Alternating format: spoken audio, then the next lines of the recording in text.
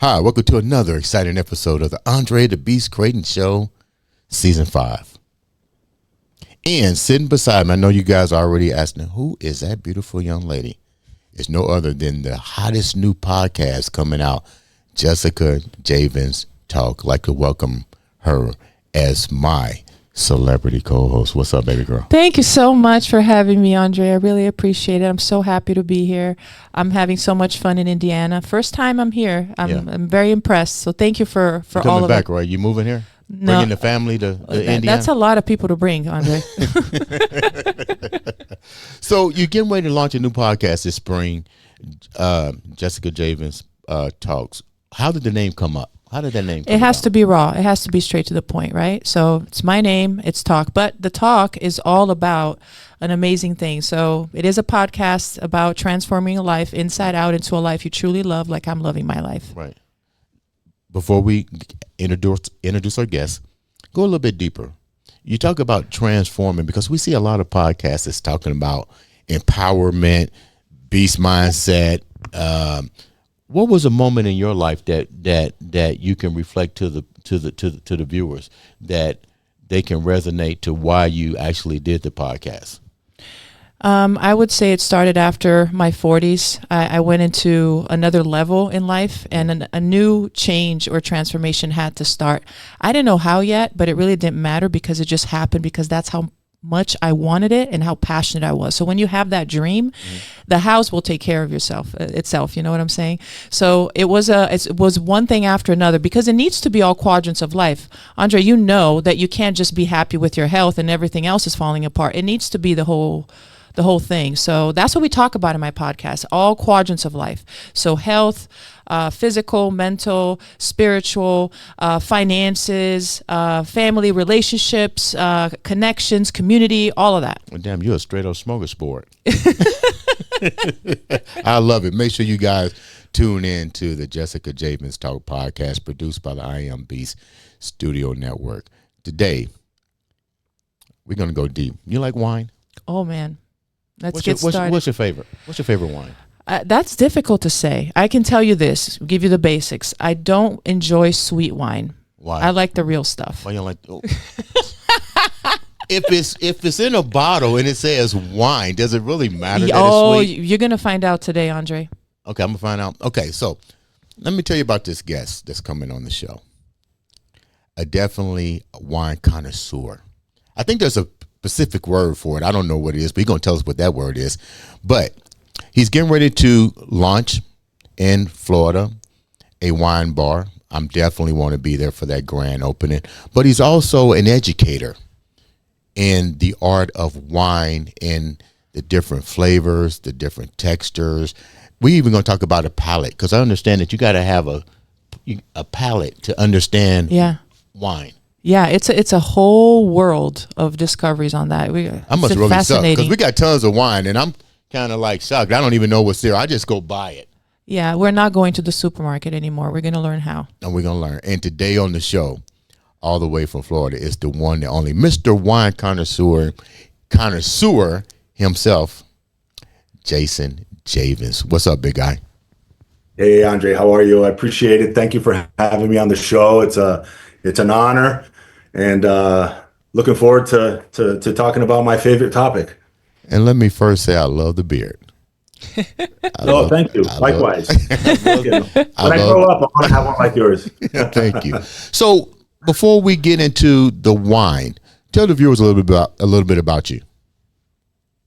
Well, I was born in Brazil, born and raised in Brazil. American father, Brazilian mom, and moved back to the States 2002. So going on 23 years. Come from a banking background, corporate background, and looking for some midlife changes, and looking to turn what was a hobby, a very big hobby of mine, into an actual business. Let's go back a little bit deeper. You said Brazilian heritage. What's it like growing up in Brazil before you came to the United States, and what did you know about the United States prior to coming over, actually permanently moving here? Right. Well, Brazil was fine. I mean, I was born and raised in São Paulo, Brazil, which is the largest city in Brazil, and I think fourth or fifth largest city in the world. So it's a big city living, right? So I guess and it was fine. We had a family business down there. We worked in the family business, and decided to make some changes. Hmm. At the time, a couple years before I moved, I had a daughter, and I wanted to raise my daughter in the U.S. Hmm. uh, somewhere a little more stable, a little safer. So we made the plunge, my ex-wife and I, and we moved to the States, came to Florida. How did you determine what part of this, what state you wanted to relocate to? I mean, this is the United States. We got thousands of great places to start a family. Absolutely. You know, we have family in both California and Oregon.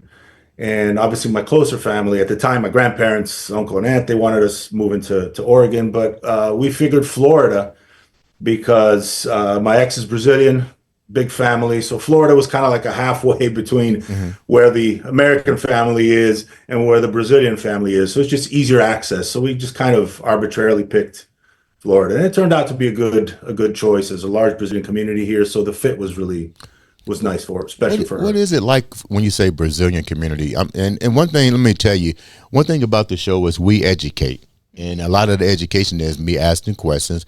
I know nothing about Brazil. I mean, I see the culture on TV. I see the dance. I see the heritage, and I see a strong family value system put in place. If you was to tell me that there's a Brazilian community somewhere, I would be dumbfounded. You know, but what's it like? What explain the Brazilian family tie? What is that like compared to American family ties? There's definitely a distinction between the two. There is some distinction. Obviously, you can't lay out a rule for everybody, Right. but I think that the main thing is there's a big difference within the Latin community, right? And Brazil definitely is a Latin country. It's not a Hispanic country. We speak Portuguese, right? Brazil is a colony of Portugal, as opposed to the other countries in South America.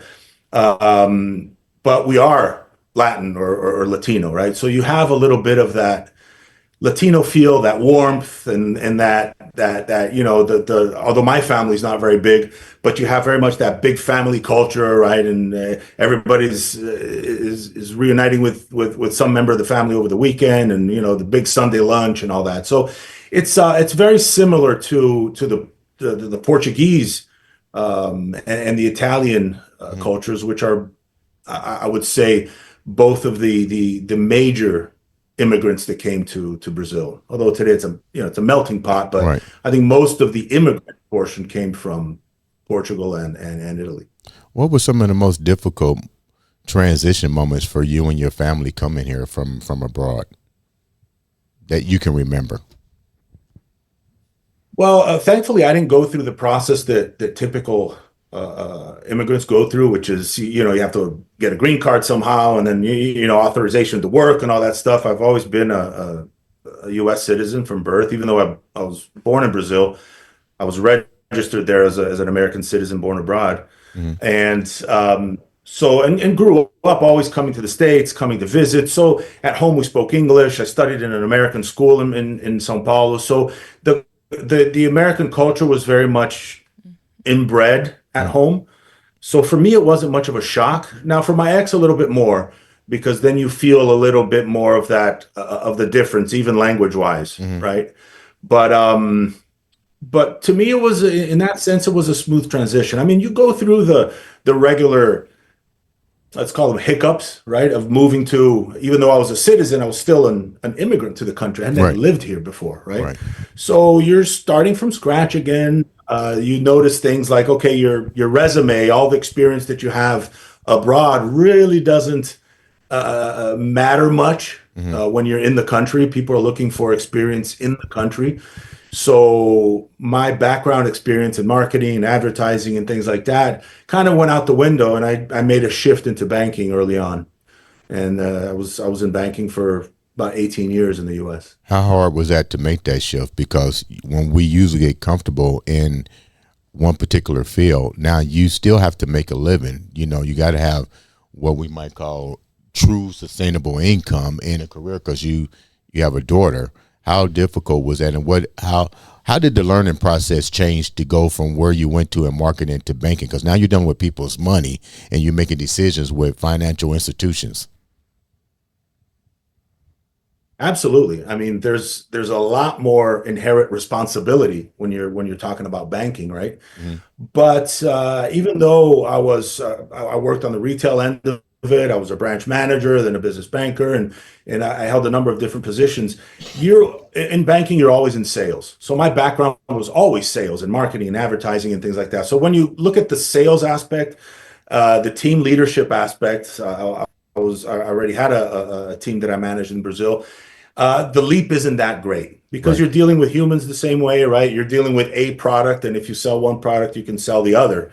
Now, when we're talking about compliance, Right. then it's completely different, right? Because so I come from an unregulated business or market into a heavily regulated market. So you have to learn, right? And so my first bank experience was with a bank that called Bank Atlantic back then. And they were looking for people that had the leadership, that had the sales, that had the initiative, and they weren't worried about the technical banking part of it. They were like, listen, we'll teach you banking. We just need these other skills that are inherent to you. And it was a group of us, and we went through this 6 month program pretty much between classes and live training and everything like that to learn every aspect of retail banking there is. You can ask a question. No, I just want to say that the reason why his last name and mine are the same is because this is my brother here. I was trying to save that, but okay, yeah, I thought you forgot. No, I was Okay. I was trying to save that, but we're gonna get into that in a minute. Hold that thought. Hold that thought. Let me ask another question. And you're in the country. What were some of the shocking things that you that you witnessed here since you know from coming from Brazil to here to going to transition that you never thought in your wildest dreams you would ever see happening in this country that you moved to? Because I mean, the media will portray a particular country or city or a country a particular way, and a lot of times when you come to what they call the American dream, it's not really the American dream like it was portrayed. What was some of those experiences like for you? Oh, I agree with you because I guess every country wants to showcase their best side, Right. Brazil included, countries in Europe, the whole world. That's the way they are. But so the vision of a country as a tourist, even me growing up and coming to visit the family, we were within our American family and the culture and everything like that.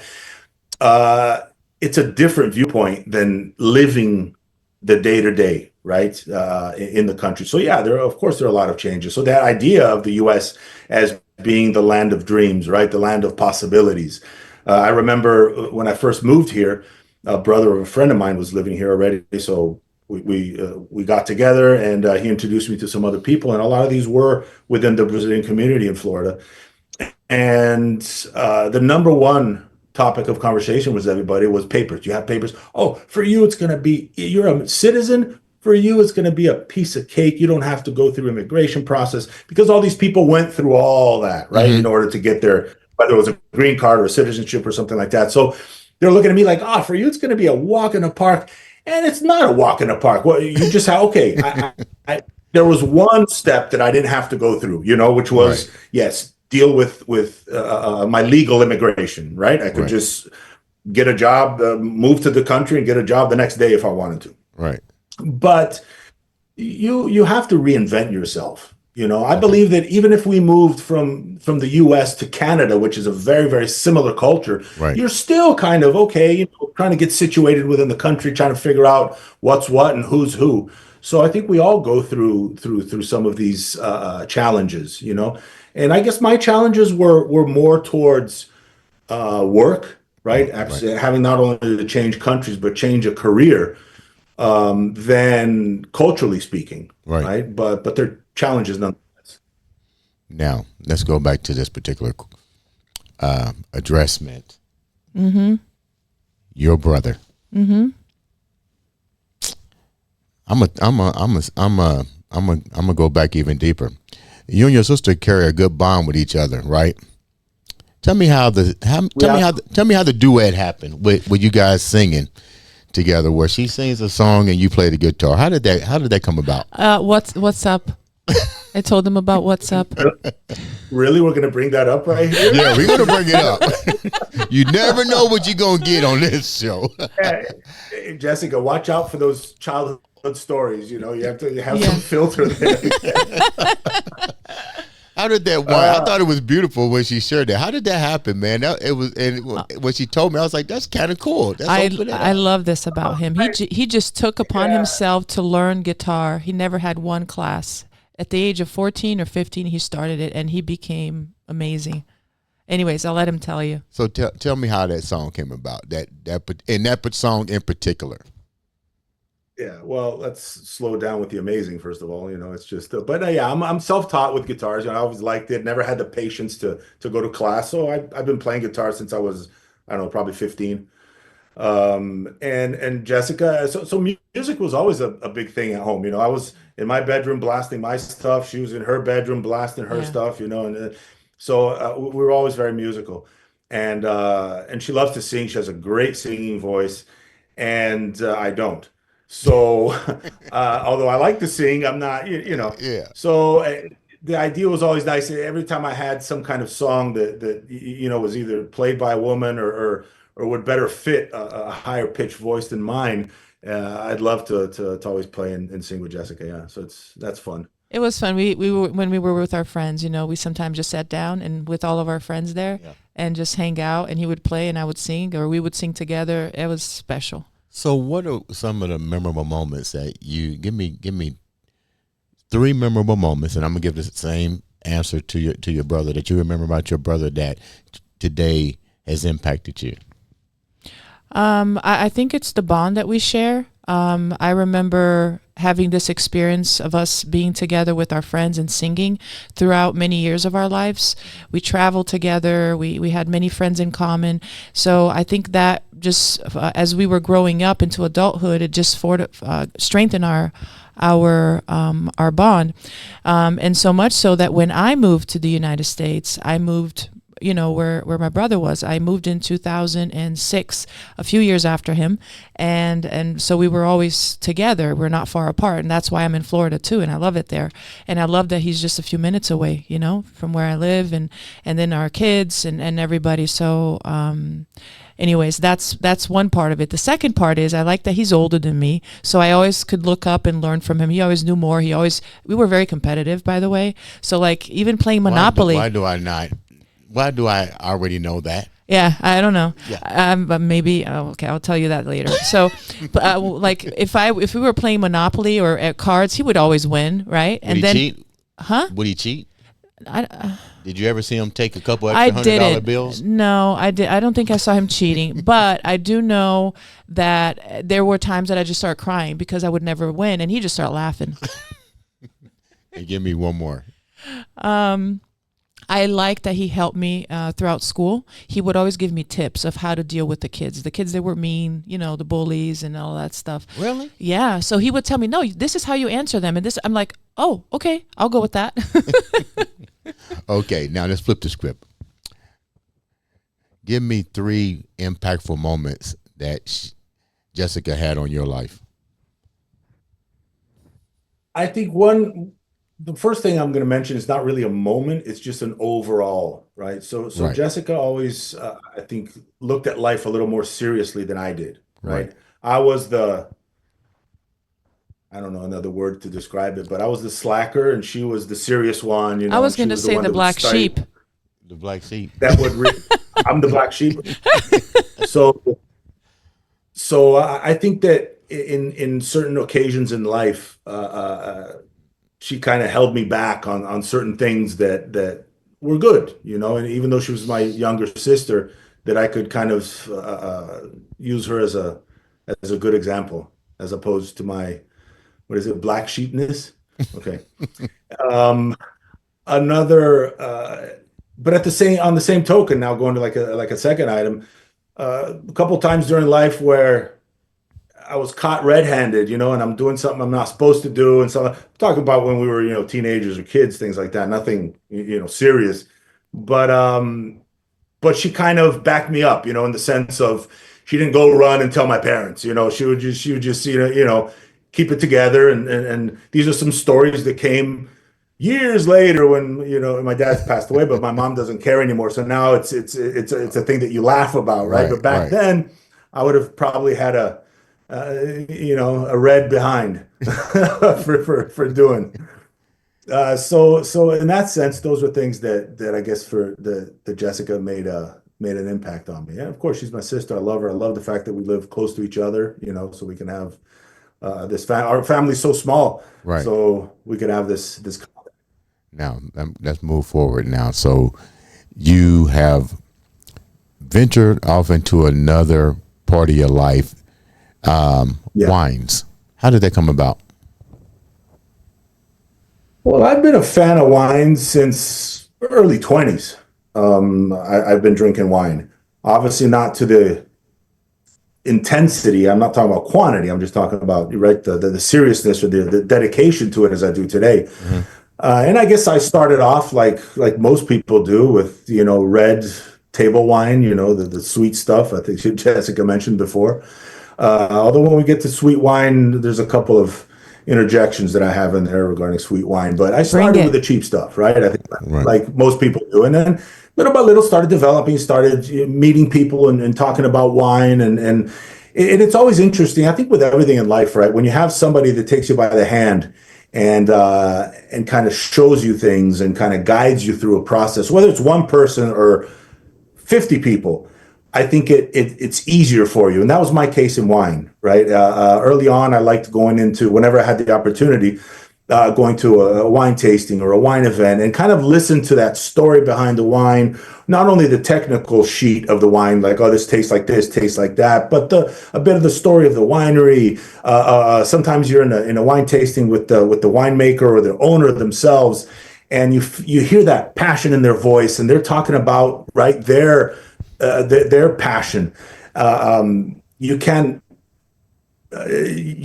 not absorb that. You can't help but absorb something like that, and so my passion for wine started growing exponentially throughout the It's years. funny. You mentioned you started consuming wine like in the 20s.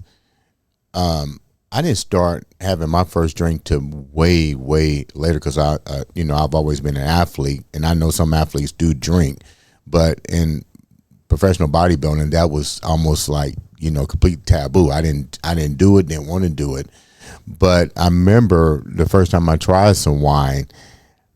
I didn't really I didn't really care for it. I think the first wine that I really started to like, I was probably like in my 30s, and I had some Zinfandel and Pinot Grigio, and it's almost like it was good, but I got sick, from it, but that's what I was told to start to drink first, and I was like, it's good, but I noticed after maybe a couple of glasses, it wasn't my thing. So to go back to what Jessica said on the sweet wines and so forth, and this is a key question for me. If you got so many wines out, how do you make a cheap wine? Because isn't it the same process with every, like beer and That's a everything good else? question. I want to That's a know great that more. question. Uh-huh.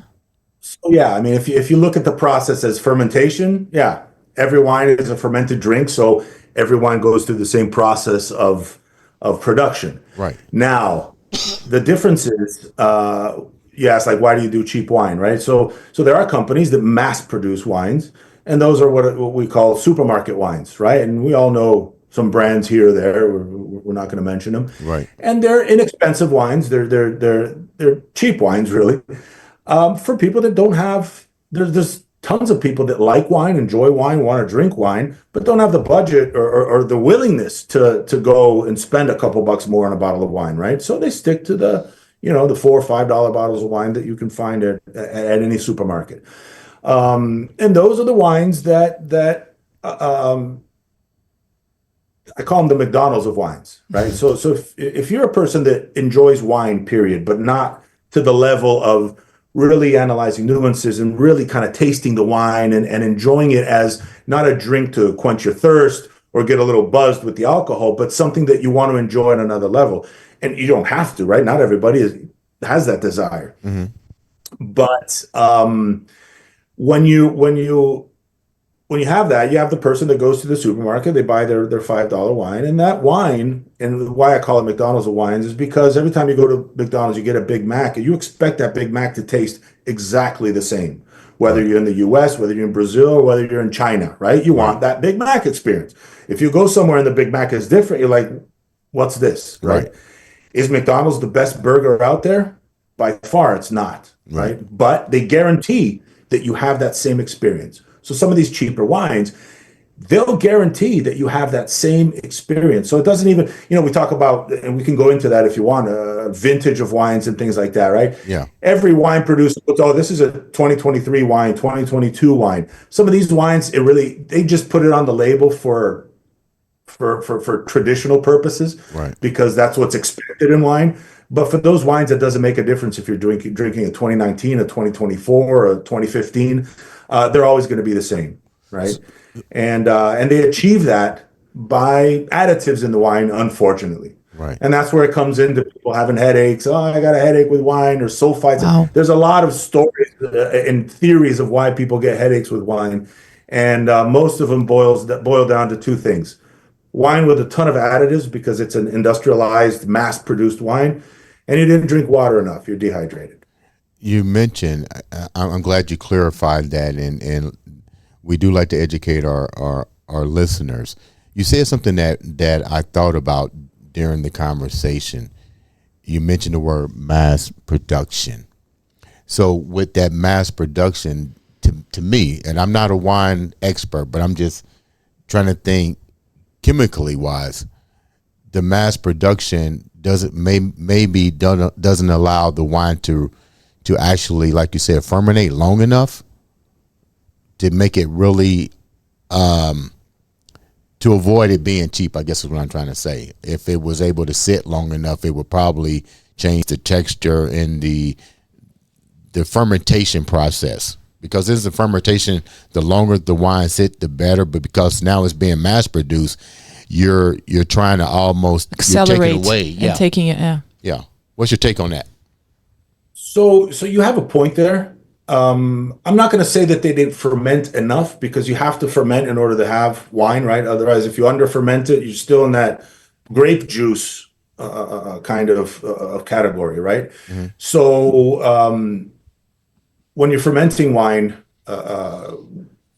whichever wine, I think for the wine, I'm not a winemaker, right? So I'm going to kind of simplify this because I don't deal with that whole process, but it's about fermenting the wine for the right amount of time, right? That's what the producer's looking at.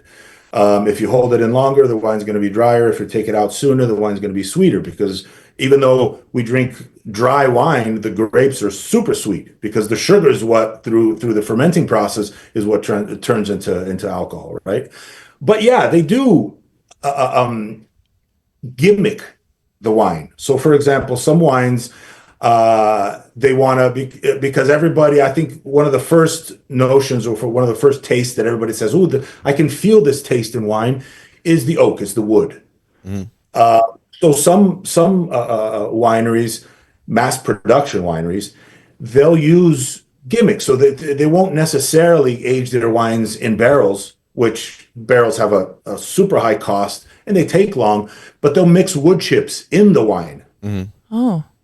In a steel barrel, for example, in a steel vat, and just so they can absorb that flavor of wood. So it's a gimmick, you know. But we're also talking about stabilizers, and we're talking about the sulfites, which occur naturally in wine, but they're added in a lot of these different wines because sulfites are really something that helps preserve the wine, right?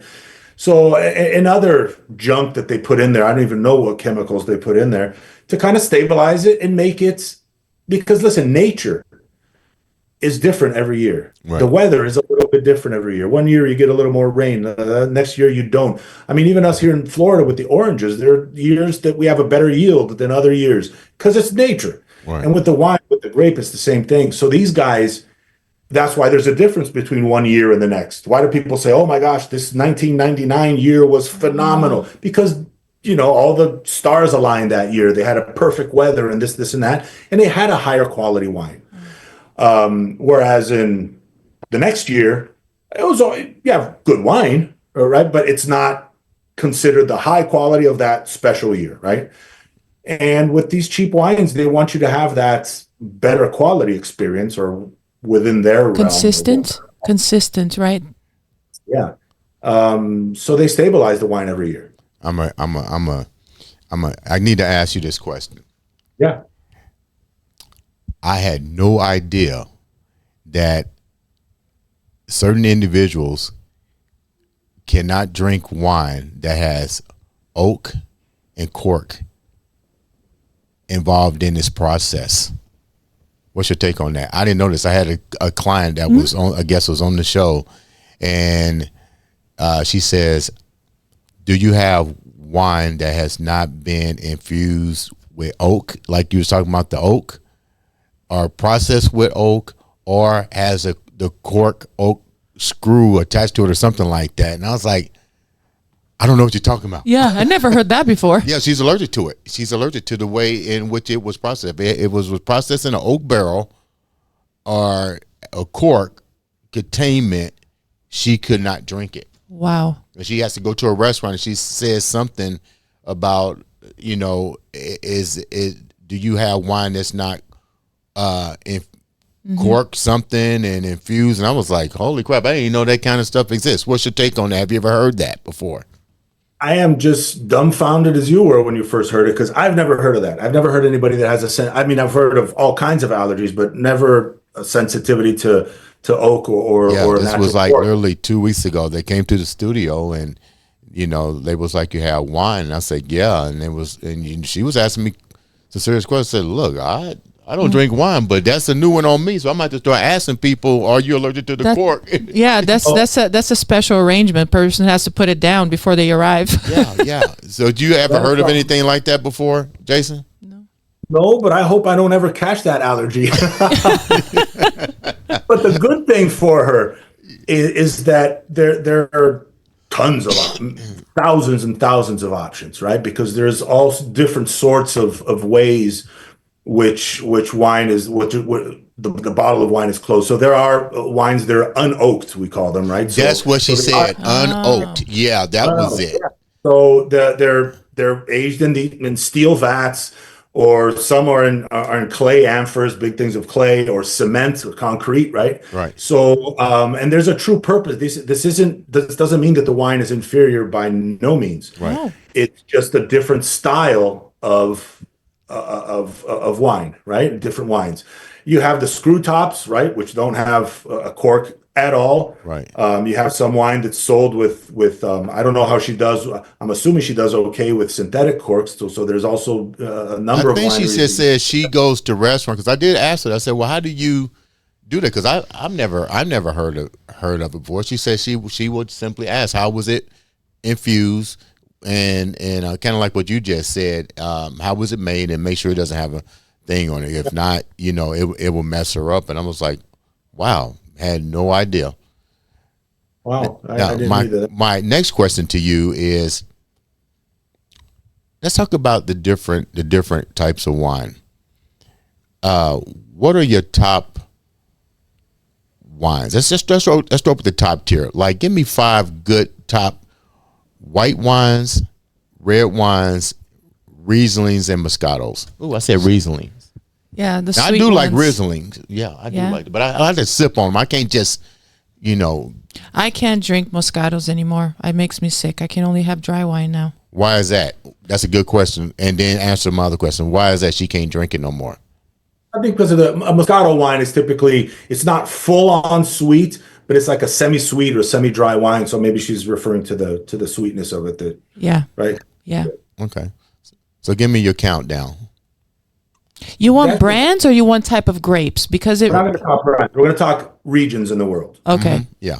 which is better because otherwise we get too specific into Right. something that. Yeah. So when you want to talk about top wines, Like if I'm let going me, to the store, let me simplify it. If I'm going to the liquor store, or we have what's called wine tree here and all kind of wine things. If I'm going in there in a mass market of tons of stuff, give me 5 good ones that are red, 5 good ones that are that, blah, blah, blah, blah, blah. But even if you go to the wine store, like I go to Total Wines in Florida. We have a Total Wines here. Okay. They separate it by region. Italians, French. But that don't tell me nothing. That's not gonna. Yeah. But it's a start. I want to Yeah. I want to know what he's going to say about that. Okay. All It's, right. it's your brother. I'm not going to argue. Okay. Go right ahead, Jason. so it's a tough question because it depends on the person's taste, right? Because what could be an amazing wine for me, you try it, and you're like, nope, I can't do it. I need something X, Y, and Z, right? That's why a lot of these big wine critics magazines, and you have Wine Enthusiast, you have Decanter, you have James Suckling, and all these big guys who have their point systems, right? It's a guidance. So, this is 93 points, this is 99, this is 100 points on those great years, right? Or this is an 86 points, or whatever it is. That's their criteria. Does it help guide you? It does, because a guy that knows about wine is saying, hey, this is good stuff, this is better than this. But is it going to be an absolute? It's not going to be, because the guy can, let's see, for example, there's an Italian wine called Barolo. It comes from the Piedmont region, like northwestern Italy. And Barolos are among the most expensive wines in Italy. Obviously, there's a bit of a spectrum in there, but the higher ends, they're arguably the most expensive wines in Italy. And they're made with a grape called Nebbiolo, which is very high in tannins. Tannins is that when you try red wine, especially, your mouth just dries up and puckers up, right? Like eating a green banana or something like that. Those are the tannins in the wine, which is very much something that's needed. It's a part of the wine. So Barolo has very high tannins. If you take somebody that's used to drinking Moscato, right, like the little sweet wine, also Italian, white wine, semi-sweet, and this is all they drink, you give him a Barolo to drink, even though maybe, let's say, you're giving him a $500-600 bottle of wine, you're like, this is an amazing wine, it's going to change they take one sip of that, and they're like, nope, I can't do it. I rather drink my $7.99 Moscato, So it's relative. But going back to, I extended myself here, but going back to your question, I would say not only your taste in wine, but what are you planning on doing? Are you sipping wine by itself while you're watching a game on TV? Or are you pairing it with food? Are you going to have it with friends? Are you doing just some appetizers, right? Because then you go into the whole wine pairing thing. Which in certain aspects is taken a lot more seriously than it really should. Listen, I try to, if you look at my Instagram, Wine Seeker, I try to bring a little comedy into it, and I try to dumb it down a little bit. In a certain aspect, in the sense that you don't have to think of wine as this big snobbish thing, and I have to wear a tuxedo in order to talk about wine, no, it's something that all of us should enjoy, and whatever your bracket is, price wise, enjoy that wine, right? So you asked me, I'm going to be kind of all around the board. Okay. And we'll talk about wine regions. So Napa Valley, obviously for us here in the States, is the most famous wine region, is where most of the people drink their wines from. And Napa is really known for their cabs, or their Cabernet Sauvignon wines. And they have a specific profile because of the climate, because of the earth, right? They call it the terroir. It's a French word for just the whole environment in which the grape is growing. But then you take that same cab and you buy one from Chile, and same grape, same fermentation, right? Another producer, obviously, but you'll find it different.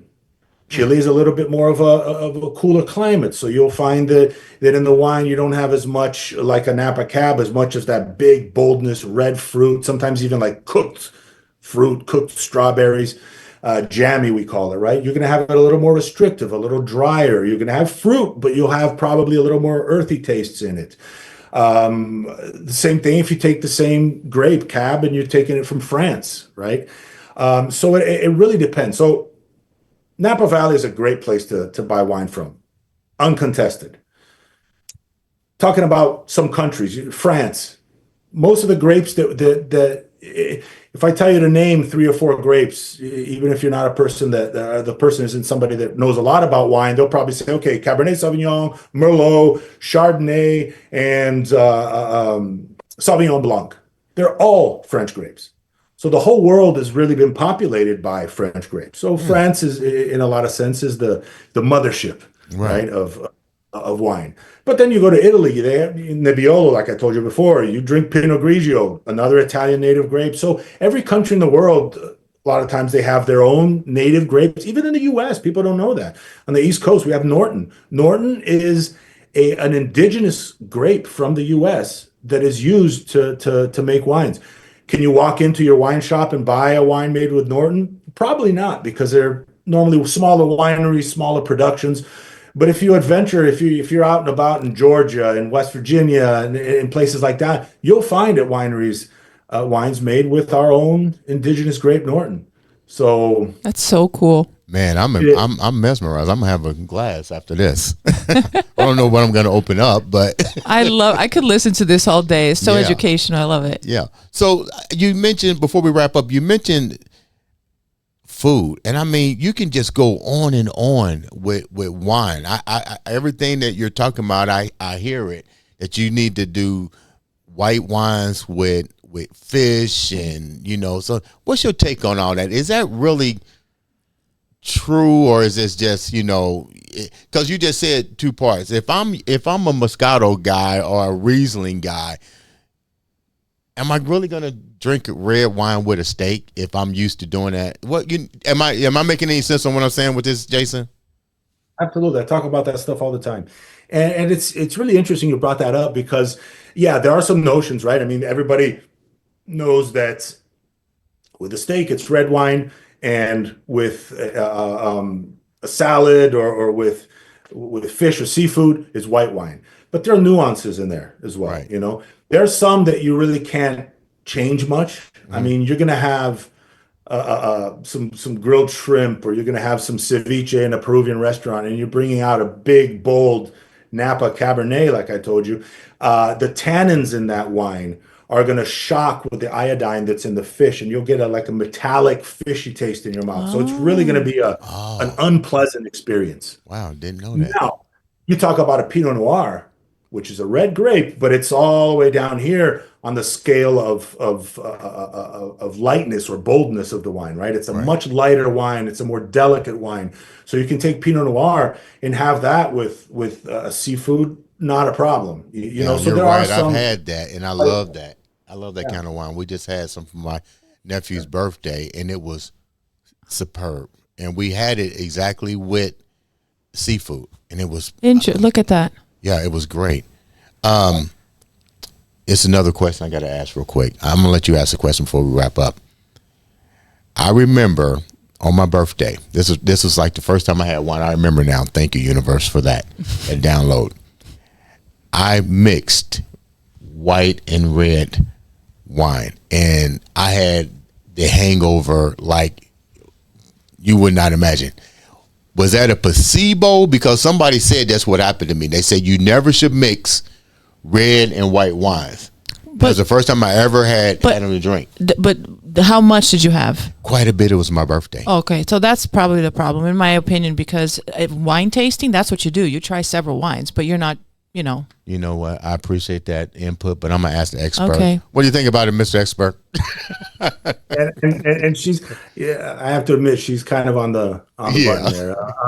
It's not really about mixing, because you're still within that that fermented family, right? White wines, red wines, even beer you can kind of throw in there. When you're mixing distilled drinks, so you're having whiskey and all of a sudden you pop open a bottle of wine, and you do that'll mess you up. Okay. But mixing white and reds, as long as you're pleased, not mixing them in the same glass and trying to make your own wine Concoction. concoction, that's a whole other conversation. But there's no problem at all. Okay. Typically, a night will even start with. I mean, you go to sometimes to dinner at a person that knows and enjoys a lot of wine. They'll probably receive you as a guest and offer you some champagne first, so you can, or some kind of sparkling wine. So you can start with a sparkling or a red wine or a rosé even, or something like that. And then as the night goes in and you go into to your meal, change over to a red wine without any problems. I mean, you go to restaurants and they have these wine pairing dinners, right? And they'll serve you a white with your salad in the beginning, then they'll serve you another white with your appetizer, then they'll serve you a red with the other dish and things like that, And then afterwards at the end they'll still serve you some dessert wine. So there's no problem. You were probably, I don't know what kind of wine you're drinking, but you were probably dehydrated. You were Yeah, probably just drinking wine and not drinking water, right? So you're right, so and that you're helps me. 100% right. It was my birthday. I was young. I had no idea what I was doing, but I know they had expensive wine because I knew who threw my party. But I just Yeah. remember them saying you should never have mixed the two together. But it's probably what you said, Jessica. I shouldn't have consumed a lot of that. Before we, let me ask another question before we wrap up. No, I have one too. Go ahead, ladies first. Okay. So you said not to, as long as you're not mixing them both in the same glass. But I like blends. So Uh-oh. what's the difference? Uh-oh. What's a blend? Oh, Absolutely. he's going to tell you what a blend is. But you're not the one doing the blend. That's Leave right. that up to the winemaker, right? So there are a lot of wines which we call a single varietal, which is a Napa Cab, 100% Cabernet, right? And tons of other Chardonnays and white Riesling. That's a grape, Riesling. You take a bottle of Riesling, it's 100% Riesling. Now, certain wines you'll buy here in the U.S., we see a lot of red blends. That's how we'll label our wines here for the most part, right? And then you'll have to go digging to find out, okay, what's in there, right? What kind of blend is it? But you'll take to talk about a famous region in the world, Bordeaux in France, right? You talk about Bordeaux wine, exquisite wine, high-end stuff. They're all blends. So, and as a matter of fact, I get a question a lot. Oh, is a single grape in the wine, is it better than a blend? Is a blend, why is it blended? Is it because it's inferior grapes? Nope, because that's the style that they wanted in the wine. So you talk about Bordeaux, well, you'll find obviously there's lower ends in there, but you'll find wines for 1,000, 2,000, 5,000, $10,000 a bottle, and they're all blends, right, of grapes. How many grapes do they typically mix on a blend?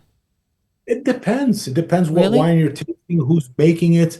Bordeaux, there are typically four grapes in there, but sometimes there's three. So it really varies. I mean, and sometimes it can. Now I'm really going to mess you up. Sometimes it can vary. The same wine can vary from one year to the next. So the wine this year, the grapes this year, the winemaker might be tasting it and says, they got too ripe. We had too much of a sun, and so more sugar, and I'm missing a little acidity in the grape. They might pull in another grape and mix it in there, or switch out another grape in the blend in order to bring that acidity, because the wine has different things that you're looking for, right? For a balanced glass of wine. So they'll change that around a little bit. So blended wines are just as good or just as bad as single varietal wine, all depending on what wine you're buying. Jason, what would you recommend for someone, a novice? Um, any suggestions for a novice that wants to understand wine? What would you recommend them to do? How would they start out to get involved in understanding wine? What would be your suggestion to a novice? I would say become friends with your local wine shop, right? And I say wine shop because you go to Walmart, you're not going to have somebody right at Walmart that knows anything about wine. Right. And some of the selections that they have on there, well, so I would say get to know somebody that you can come in And little by little, they get to know you. They get to know your taste. What do you like? So if you talk to a sommelier or somebody that knows about wine, he says, "Oh, what wine should I get?" Some of the first questions you'll get is, "So what have you liked in the past? What are you going to eat? What are you going to serve the wine with?" Right? So all that is going to come into play. So number one, that's it. A tip that I really like to give, as far as now we're talking about quality of wine and not so much the type of wine, Hmm. is I like to go like so we all don't drink expensive wine every single day of the week, right? Yeah, you maybe have a better bottle for the weekend or for a special occasion, but you need that Tuesday night bottle that you're just going to pop open, right? And you're not going to spend 50, 60, 100, $150 on. So go to a producer. Again, your wine guy will help you find that, but go to a producer that does high-end stuff, high-end wine, five, 600, 300, whatever dollar bottles of wine, and go to their entry level. Mm. So sometimes this guy, you get a an Italian producer, let's say a Chianti, for example, right? Or not a Chianti, a Tuscan wine. You get a producer of high-end Tuscan wine, Antinori, for example. These guys produce crazy wine, amazing stuff, two, three, four, $500 plus. But you can buy Antinori at $10 at their entry level. Mm. It's amazing wine. You're paying it for $10. Maybe it's not the cream of their crop, obviously, right? It's picked a little bit different, it's handled a little bit different. However, Antinori is not going to put their name on junk, Right. right? Because it's the same name. They don't have a separate brand. Oh, let's put a different brand. It's owned by us, but it's a different brand for the cheap stuff. They have a name deal. So you buy that $10 bottle of Villa Antinori, for example, you have an amazing experience with a Tuscan blend without having to dish out two, $300 for a bottle of wine. So I tell everybody that, That's you know, Man, awesome. that was yeah. go to those big. That was great information. I'm gonna definitely keep your number in my contact because we got to keep wine up in here all the time.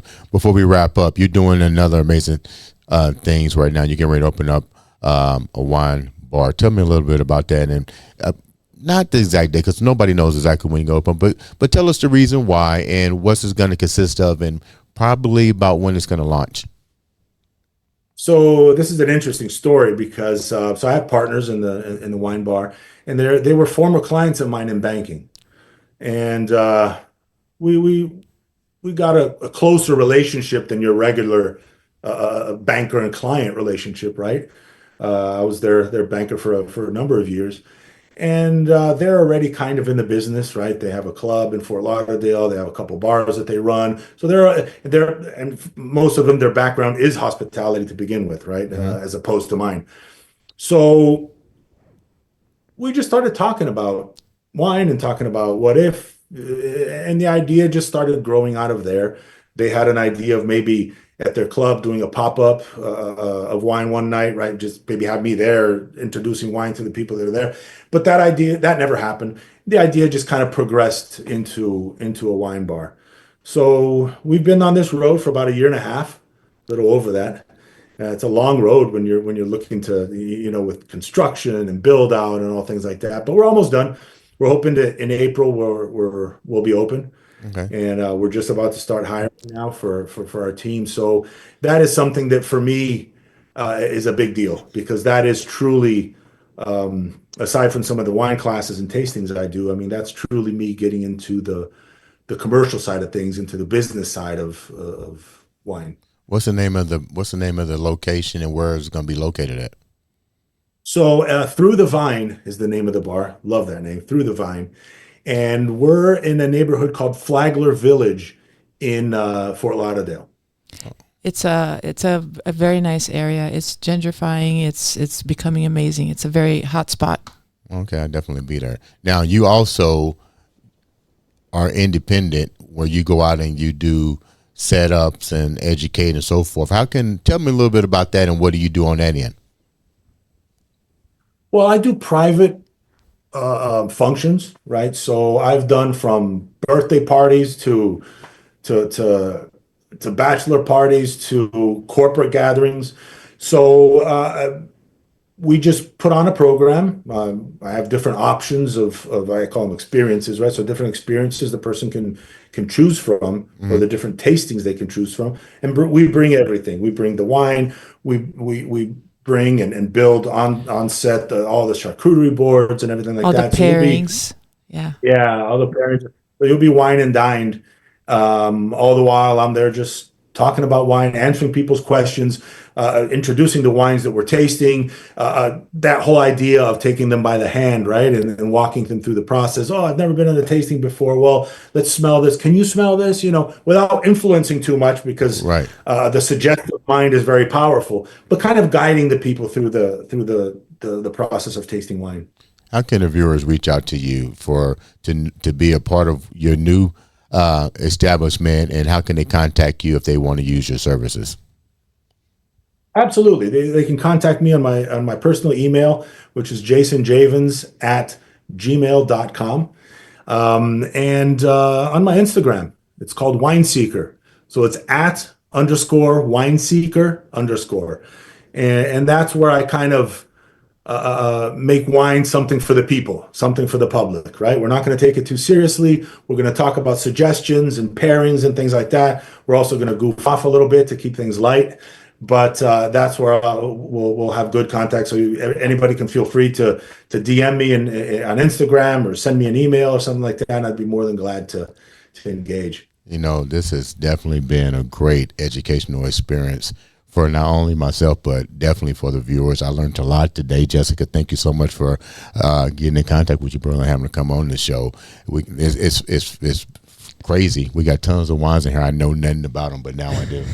You know what I mean? So before we wrap up, Jessica, my co-host, celebrity, new podcast coming out. Before we wrap up, tell the viewers once again about your new podcast. My podcast will be coming out this spring. Yeah. In many different channels, which I'm happy, and we're working very hard here to get that done. So How many this shows is season have you 1. done so far?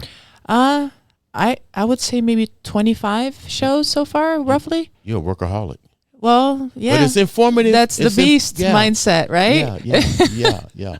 So I appreciate you and working hard side to side with me, and being my producer. So thank you. But my podcast is about transforming your life inside out into a life that you truly love, and inspiring people to allow themselves to step into something that they might not even be aware. So just bringing that awareness, that influence, so people all around the world can just